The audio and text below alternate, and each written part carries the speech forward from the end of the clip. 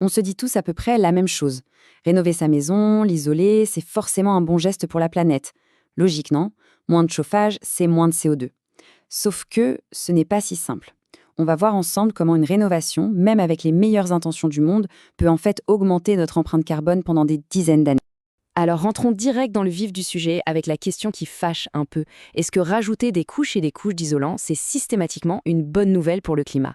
La réponse, vous allez voir, elle est assez contre-intuitive et elle nous oblige à regarder l'histoire complète d'un bâtiment.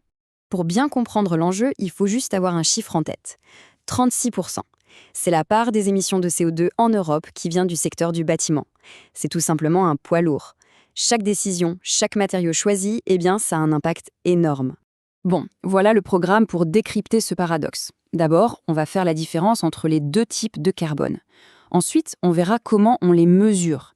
Puis on parlera de ce fameux temps de retour carbone. On identifiera les erreurs à ne surtout pas faire. Et enfin, on verra comment on peut rénover de façon vraiment intelligente pour le climat. Ok, première chose à bien comprendre. L'empreinte carbone d'un bâtiment, ce n'est pas un bloc uniforme. En réalité, elle a deux visages très différents. D'un côté, il y a le carbone opérationnel. Ça, c'est celui qu'on connaît tous. C'est le CO2 émis quand on vit dans le bâtiment, pour le chauffer, pour s'éclairer. Bref, c'est celui qu'on voit sur la facture d'énergie.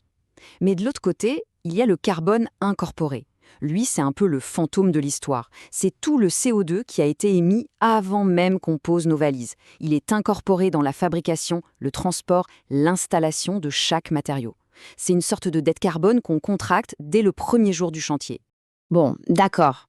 Mais comment on fait pour tout mesurer, le carbone visible et le carbone caché?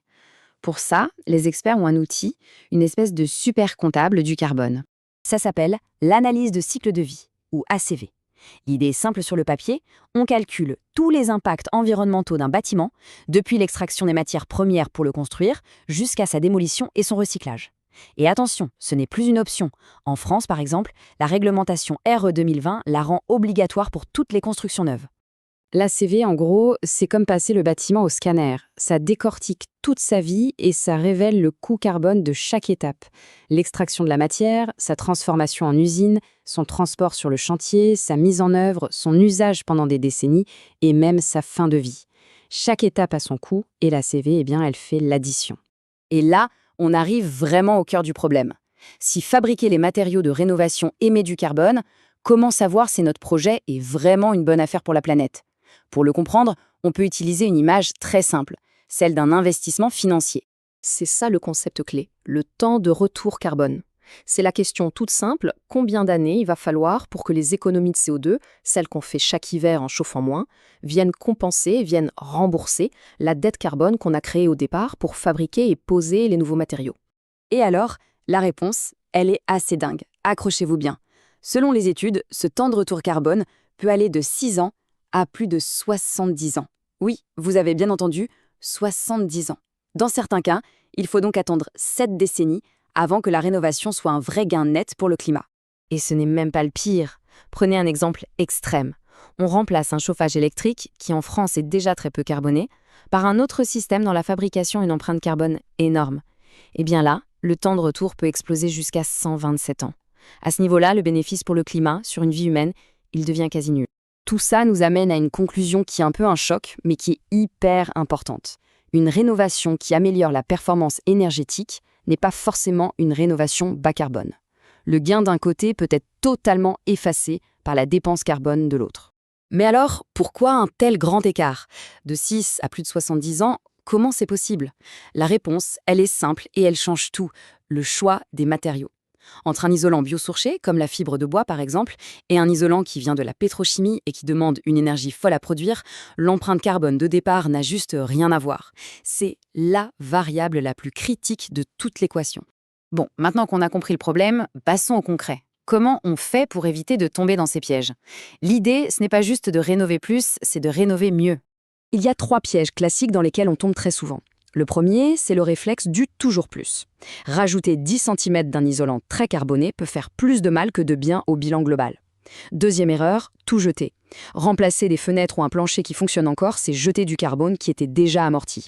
Et enfin, la troisième, on en a parlé, remplacer un système de chauffage qui, d'un point de vue carbone, était déjà bon. Ok, alors comment on fait pour bien faire les choses? Résumons les principes d'une rénovation qui, cette fois, est vraiment positive pour le climat. En fait, on peut résumer la bonne approche en 3 étapes assez logiques. 1. Penser sur le long terme, avec cette fameuse approche en cycle de vie. 2. La priorité absolue, le choix des matériaux. Biosourcés, issus du réemploi, locaux, c'est là que tout se joue. Et 3. Viser la sobriété, la juste dose. Parfois, la meilleure solution n'est pas la plus extrême. Allez, pour résumer, s'il y a 3 idées à garder en tête à la fin de tout ça, ce sont celles-là. Premièrement, il y a 2 carbones, celui qu'on voit sur la facture et celui qui est caché dans les murs. Deuxièmement, toute rénovation crée une dette carbone et le temps qu'il faut pour la rembourser, c'est crucial. Et troisièmement, le choix des matériaux, ce n'est pas un détail, c'est le cœur du réacteur d'un projet bas carbone. Et tout ça, finalement, ça nous amène à une question de fond, une question qui change un peu la perspective. D'habitude, la première question d'un projet, c'est « ça coûte combien ?» Mais peut-être que pour l'avenir, la première question à se poser devrait être « ça coûte combien en carbone ?»